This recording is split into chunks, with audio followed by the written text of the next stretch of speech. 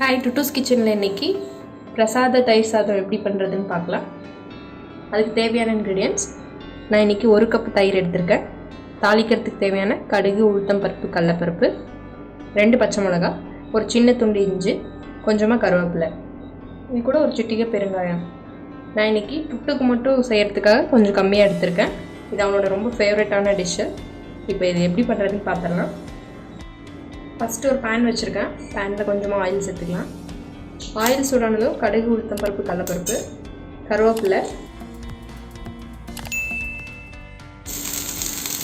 அடுப்பு சிம்லேயே வச்சுக்கோங்க. இப்போ கொஞ்சமாக பெருங்காயத்தூள்,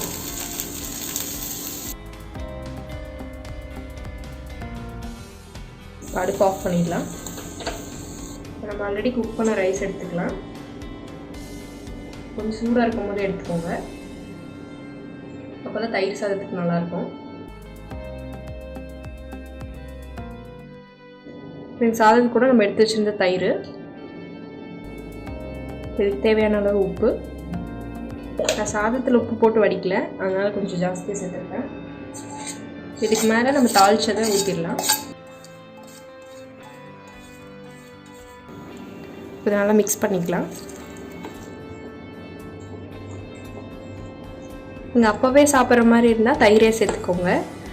எங்கேயாவது பேக் பண்ணி எடுத்துகிட்டு போகிற மாதிரி இருந்துச்சுன்னா பால் சேர்த்துக்கிட்டு ஒரு 2 ஸ்பூன் மாதிரி தயிர் சேர்த்துக்கோங்க. அப்போ நீங்கள் சாப்பிட்ற டைமுக்கு தயிர் கரெக்டாக இருக்கும்.